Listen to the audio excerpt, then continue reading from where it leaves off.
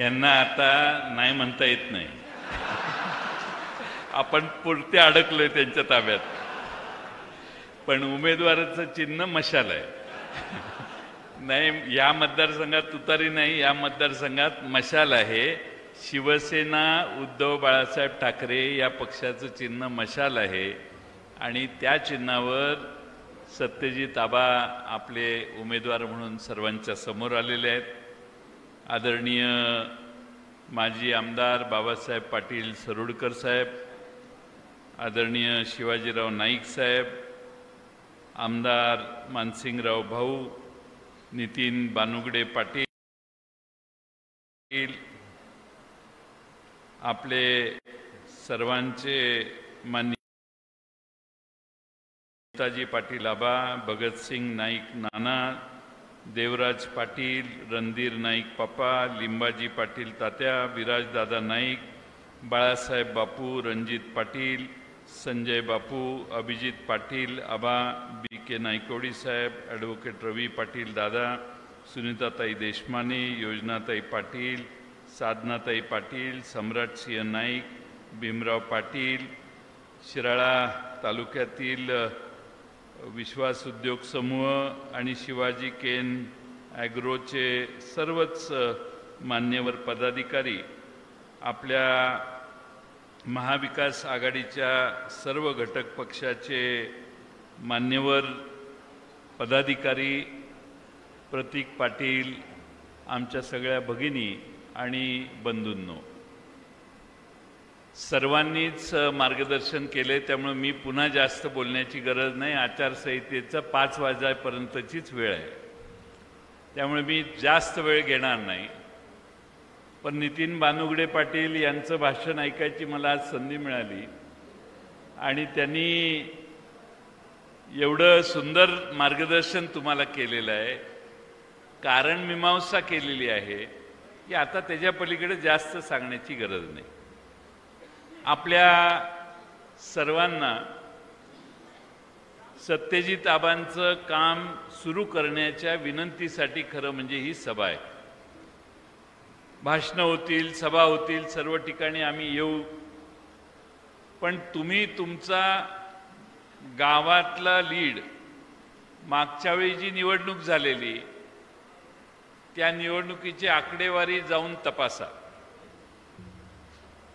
आपण ज्या पार्टीचं काम केलेलं होतं त्या पार्टीला, त्या गटाला किती मतं आपल्या प्रत्येक बूथवर पडली हे जाऊन आता संध्याकाळी अभ्यास करा.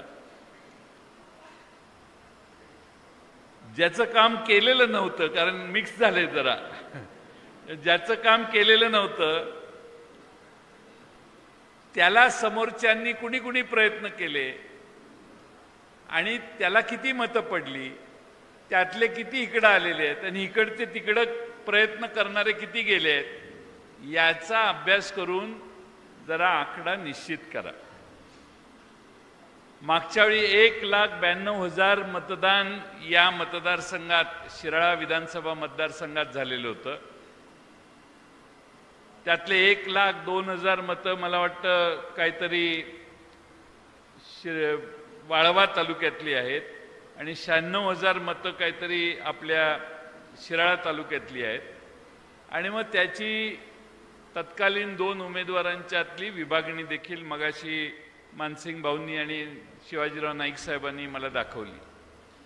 मला वाटतं की सगळं गणित जर बघितलं तर आपण शिराळा विधानसभा मतदारसंघात आपण, माझा असा अंदाज आहे, चुकेल बरोबर असेल, पण साधारणपणे 68,000 ते 75,000 आपण शिराळा विधानसभेत कमीत कमी लीड काढू शकतो असा अंदाज आहे माझा. आता टाळ्या मारणाऱ्या सगळ्यांनी हे खरं होईल याचे प्रयत्न करायचा आहे. एक म्हणजे कुठल्याही परिस्थितीमध्ये आपला लीड जास्तीत जास्त शिराळा विधानसभा मतदारसंघात द्यायचा आहे आणि पलीकडे इस्लामपूर विधानसभा मतदारसंघात द्यायचा आहे. समोरच्या दोन्ही उमेदवारांबद्दल बोलण्यासारखं फारसं विशेष काही नाही आहे आणि त्यामुळं आपण आपला कार्यक्रम लोकांना सांगून आपण मतं सकारात्मक पद्धतीनं मागू। आज देशामध्ये महागाई किती आहे, बेकारी किती आहे, धाकधपटशा किती चालू आहे, या देशातल्या महिला किती असुरक्षित आहेत, या देशात प्रशासकीय अपयश हे सध्याच्या दिल्लीच्या सरकारकडे किती आहे, याची आकडेवारी माहिती वेळोवेळी तुम्हा सगळ्यांपर्यंत आपल्या वेगवेगळ्या वक्त्यांच्याकडून पोहोचेल। दुसऱ्या बाजूने आपण काय करणार? आता या आपल्या आघाडीतल्या काही पक्ष स्वतःचा जाहीरनामा करतायत। त्यात माझ्या माहितीनं काँग्रेस पक्षाने एक जाहीरनामा केलेला आहे, मोठा जाहीरनामा देशासाठी केला आणि देशात सगळ्यात मोठा पक्ष काँग्रेस म्हणून ते लढतायत। आणि त्यामध्ये अंगणवाडी सेविका, आपल्या आशा वर्कर्स यांना केंद्र सरकार जेवढे आज पैसे देत आहेत त्याच्या दुप्पट पैसे त्यांना द्यायचा निर्णय हा त्यांच्या जाहीरनाम्यात त्यांनी घोषित केलेला आहे। म्हणजे आशा वर्करचा मेळावा घ्या, आशा वर्करना जाऊन सांगा आमचं सरकार आलं की दुप्पट करणार आहे केंद्र सरकारचं अनुदान। दुसरा एक महत्त्वाचा भाग आहे तो म्हणजे डिग्री झाला मुलगा, डिप्लोमा झाला मुलगा की त्याला 1 लाख रुपयाचा स्टायपंड द्यायची व्यवस्था भारत देशात सर्व ठिकाणी। ग्रॅज्युएट झाला किंवा डिप्लोमा मुलगा झाला की त्याला 1 लाख रुपये त्याला द्यायचे। 5,000 कोटी रुपयाचा एक निधी गोळा करायचा, एक कोष करायचा, त्यातून नवे व्यवसाय करायला कमी व्याजाचं का व्याजमुक्त असं मला नक्की माहीत नाही, पण कमी व्याजाचं कदाचित असेल कर्ज द्यायचं। या देशातली महागाई स्थिमित ठेवण्यासाठी वेगळी व्यवस्था देशात निर्माण करायची। शेतीमालाच्या दराच्या संदर्भामध्ये आधारभूत किमती या शेतकऱ्यांना देण्यासाठी एक विशेष असा आयोग निर्माण करायचा। आपल्या देशातल्या आरक्षणाच्या मर्यादेवरून भांडणं होत आहेत। 50% आत आरक्षण असतं, 50% वर जाऊ नये म्हणून। तर त्या जाहीरनाम्यामध्ये असं सांगितलेलं आहे की एखाद्या वर्गाला आरक्षण मिळण्यास अडचण असेल तर त्या आरक्षणाची 50% मर्यादा कायद्यानं काढून टाकण्याची व्यवस्था आम्ही करू, दिल्लीच्या संसदेत कायदा करून। म्हणजे आज जे आरक्षणाचे संघर्ष होत आहेत ते सगळे संघर्ष मिटतील आणि ज्या वर्गाला आरक्षण पाहिजे हमखासपणाने ते आरक्षण देण्याचा मार्ग देखील बऱ्यापैकी खुला होईल, असा त्याचा एक थोडक्यात अर्थ आहे। या देशामध्ये महागाई असेल, बेकारी असेल, आता केंद्र सरकारचे 30 लाख जागा मोकळ्या आहेत। त्यांनी घोषणा केली की 30 लाख नोकऱ्या आम्ही पहिल्यांदा भरू। त्यामध्ये दुसरी घोषणा आहे की 50% आरक्षण महिलांना त्यातलं असेल। म्हणजे या देशातल्या 15 लाख महिलांना त्यांच्या कमिटमेंटच्या द्वारे 15 लाख महिलांना नोकरी देण्याचं, केंद्रीय खात्याची, केंद्र सरकारची नोकरी देण्याची जाहीरनाम्यात त्यांनी उल्लेख केलेला आहे। अशा अनेक गोष्टी आहेत ज्या तुम्हाला हळूहळू कळतील। त्या कळत असताना तुमच्या लक्षात येईल आणि ती सकारात्मकता घेऊन आपण लोकांच्या समोर जाऊ। आपल्या समोरच्या उमेदवाराच्या बद्दल नकारात्मकता तयार झालेली असेल तर आपण पॉझिटिव्ह विचाराने लोकांच्या समोर जायला पाहिजे। आणि सत्यजित आबा यांच्यासारखा एक सालस, निष्ठावंत, प्रामाणिक आणि कुठलीही आरोप त्यांच्यावर करता येणार नाहीत असं सत्यजित आबांचं व्यक्तिमत्व आहे। आम्ही बाबासाहेब पाटील सरोडकर साहेबांना मी गेले 40 वर्ष जवळून पाहिलेलं आहे। सहकारी क्षेत्रात पाहिलंय, विधिमंडळात काम त्यांचं बघितलंय।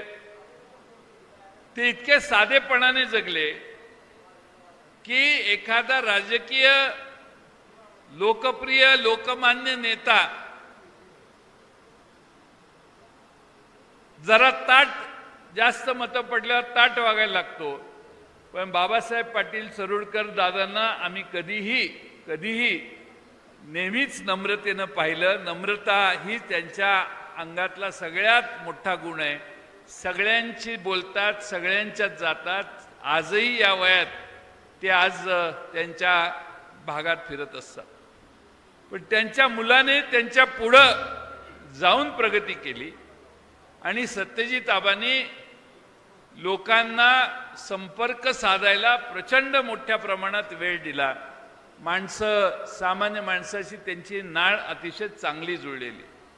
म्हणून आज आम्ही असा उमेदवार तुमच्याकडे घेऊन आलेलो आहोत की जो उमेदवार हा तुमचे प्रश्न सोडवायला वशीमध्ये असेल तरी येऊन मांडी घालून खाली बसेल, नाटोलीला असेल तर तिथेही जाऊन बसेल, खुसगावला असेल तिथेही जाऊन हा उमेदवार बसू शकतो. काय आग्यापिछात काही आमकं आहे आणि तमकं आहे, येतायत साहेब असली काही भानगड नाही. आणि म्हणून लोकांचा खासदार म्हणून सत्यजित आबा आपल्या सगळ्यांना अतिशय चांगला न्याय देऊ शकतील.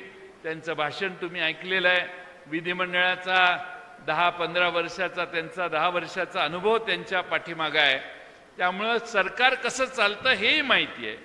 आणि त्यामुळं आमच्या सगळ्यांच्या वतीनं शिवसेनेचे नेते उद्धव बाळासाहेब ठाकरे यांनी त्यांना उमेदवारी देत असताना काँग्रेस पक्ष, राष्ट्रवादी काँग्रेस या सगळ्यांना विश्वासात घेऊन त्यांची उमेदवारी जाहीर केलेली आहे. त्यामुळे हा आपला सगळ्यांचा उमेदवार आहे. आपल्याकडे त्यांच्या विजयाची जबाबदारी आहे आणि कोणत्याही परिस्थितीत मशालीच्या चिन्हावर सत्यजित पाटील विजयी झाले पाहिजेत यासाठी तुम्हाला आज या ठिकाणी निमंत्रित करण्यात आले. मी आपणाला कळकळीची विनंती करतो की आपल्या मनाचा, आपल्या विचाराचा खासदार मागचे काही वर्ष नाही आहे. त्यामुळं अनेक प्रश्न तुम्हालाही माहिती आहेत. दिल्लीतली किती मोठी योजना आपल्या भागात आली, केंद्र सरकारचा काय लाभ आपल्या भागात झाला, आपल्या सगळ्या तिकडं आपल्या कवठेपिरांच्या त्या कोपऱ्यापासून खुसगावपर्यंत केंद्र सरकारचे पैसे येऊन काही काम झालं असं कुठं झालं नाही. आत्ता कुठंतरी पेठ सांगली रस्ता आम्ही सगळ्यांनी आग्रह केला, सगळ्यांनी आंदोलनं केली आणि मग शेवटी पेठ सांगली रस्त्याचं उशिरा का होईना निवडणूक आता जवळ आली आहे म्हणून त्याचा परवा नारळ फोडायचा कार्यक्रम मधल्या काळात झाला. या व्यतिरिक्त या सगळ्या लोकसभा मतदारसंघात असेल ना काम, मला माझ्या ज्ञानात भर पडेल कोणी सांगितलं तर, पण लोकसभा मतदारसंघात केंद्राचा पैसा खेचून आणण्याचं काम हे सत्यजित पाटील प्रभावीपणानं करतील. आणि एक लक्षात घ्या, दिल्लीत सत्तेत असलं पाहिजे असं काही नसतं. खासदार झाला की तो तिथं जाऊन बसला की कामं गतीनं पार पडतात. पण सत्यजित पाटलांचा पायगुण एवढा चांगला आहे की देशातलं वातावरण आता बदलायला लागलेलं आहे. आम्ही ज्या ज्या ठिकाणी जातो त्या ठिकाणी प्रचंड प्रतिसाद सगळ्या सभांमध्ये आम्हाला सगळ्यांना मिळतोय. आणि त्यामुळं मला स्वतःला खात्री आहे की देशातली सत्ता पालट या देशातली जनता करून दाखवेल. जे जे प्रश्न लोकांना मनात आहेत त्या प्रश्नांची सोडवणूक करण्यासाठी इंडिया आघाडीकडे 63% मतदान आहे आणि भारतीय जनता पक्षाकडे 37% मतदान आहे.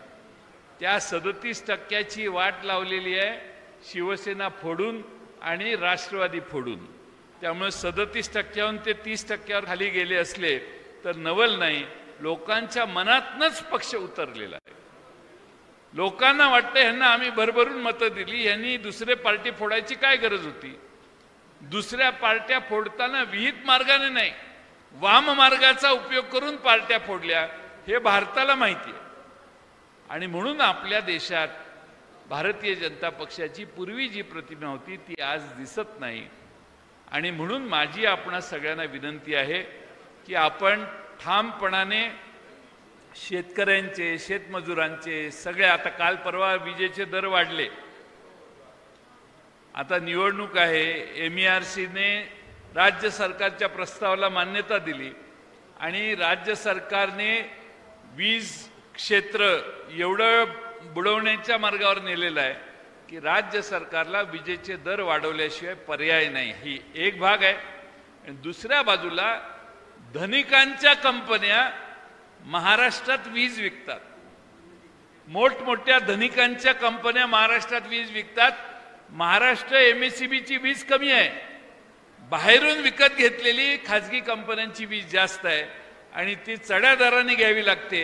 म्हणून मला वाटतं या ठिकाणी विजेचे दर वाढवण्याचं पाप हे सध्याच्या सरकारने केलेलं आहे. आणि म्हणून माझी आपणाला विनंती आहे की हे विजेचे दर वाढवणे, शेतीमालाचा दर व्यवस्थित न देणे, सगळ्याच समस्या या आपण सगळ्यांनी जरा बारकाईनं अभ्यास केल्या तर तुमच्या लक्षात येईल की महाविकास आघाडी महाराष्ट्रातली ही खऱ्या अर्थानं तुम्हा आम्हा सर्वांना आधार देणारी आहे. कोरोना आला त्यावेळी गंगेच्या पात्रामध्ये प्रेत सोडून दिली माणसांनी, एवढी माणसांचे मृत्यू झाले कोरोना. केंद्र सरकारची कर्तबगारी काय तर कोरोनाच्या काळात भारतामध्ये 50 लाखापेक्षा जास्त लोकांचा मृत्यू झाला, ही कर्तबगारी. अंत्यसंस्कार करायलाही जागा नाही आणि नसेल जागा म्हणून नदीत प्रेत सोडण्याची पाळी अनेकांच्या गोरगरिबांवर आली. महाराष्ट्रात तसं झालं नाही, कारण उद्धव ठाकरेंच्या सरकारने 100% वेळ दिला आणि या सगळ्या मॅनेजमेंट व्यवस्थित होऊन कमीत कमी मृत्यू होईल हे बघण्याचं देखील प्रयत्नाची पराकाष्ठा सरकारने केली. त्यामुळे सरकार चालवताना जी काळजी घेतली पाहिजे ती उद्धव ठाकरे यांच्या सरकारने अतिशय प्रभावीपणाने महाराष्ट्रात घेतली आणि त्याचंच कौतुक आज देखील माणसं करतायत. आणि म्हणून आजही महाराष्ट्रामध्ये उद्धव ठाकरे साहेब, शरद पवार साहेब हे ज्या ज्या ठिकाणी जातील तिथं प्रचंड मोठं स्वागत लोक करतायत. आजही वर्ध्याला राष्ट्रवादी काँग्रेसचे आमदार अमर काळे यांचा अर्ज आम्ही भरला.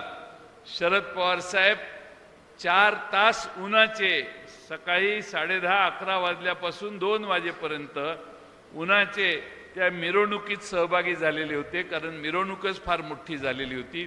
20-25 हजार माणसांनी अर्ज भरलेला होता.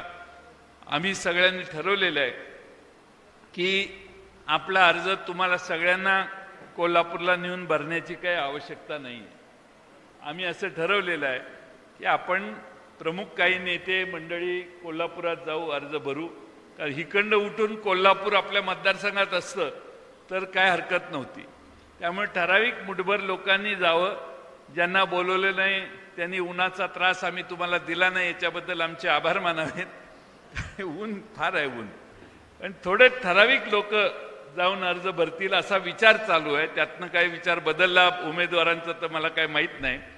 पण आपण मतदारसंघ वाईज मोठ्या सभांचं नियोजन पुढच्या काळात करणार आहे. त्या सर्व सभा ताकदीनं करू.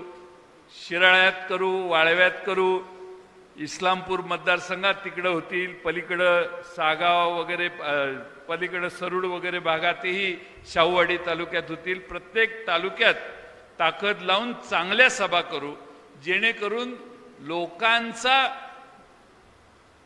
या आघाडीबद्दलचा आत्मविश्वास वाढेल आणि कशासाठी आपण विजयी झालं पाहिजे याचा आपल्याला अभ्यास करता येईल.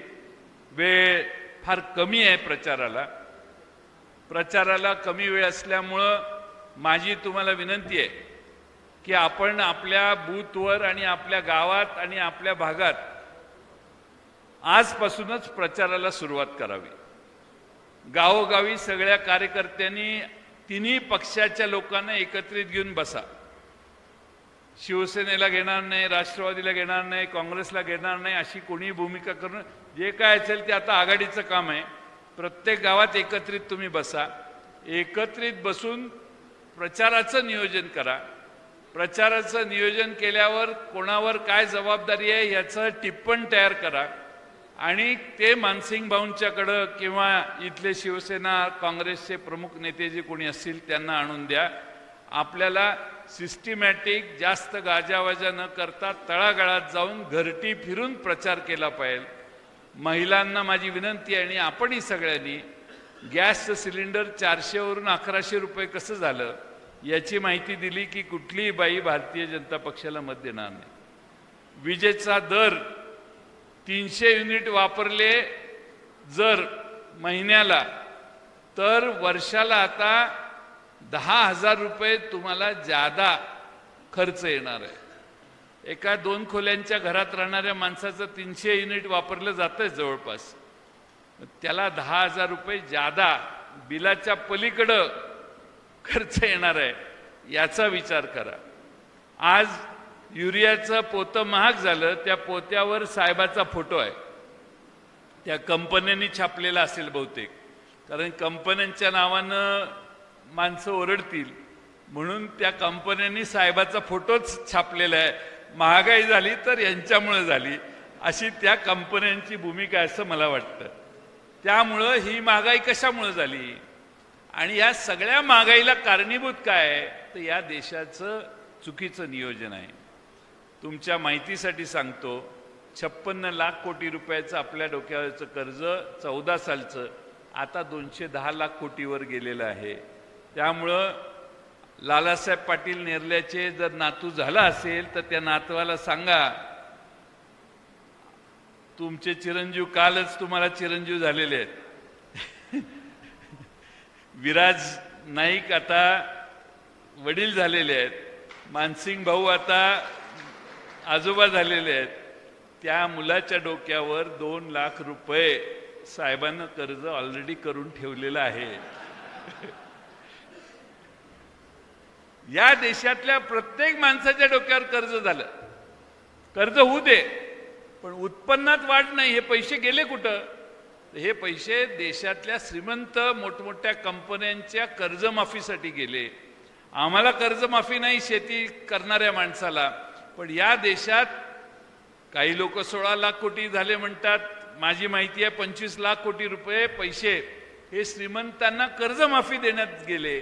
आणि म्हणून आमच्या डोक्यावरचं जे कर्ज वाढलेलं आहे त्याचा उत्तर आपण प्रभावीपणाने देण्याचं काम केलं पाहिजे. आमचा पक्ष फुटलेला आहे. शिवसेनेचा आमच्या नितीन बानुगडे पाटील साहेबांचाही पक्ष फुटलेला आहे. पण पक्ष फुटलेला असला तरी माणसं फुटलेले नाहीत. हे महाराष्ट्राचं फार मोठं वैशिष्ट्य आहे.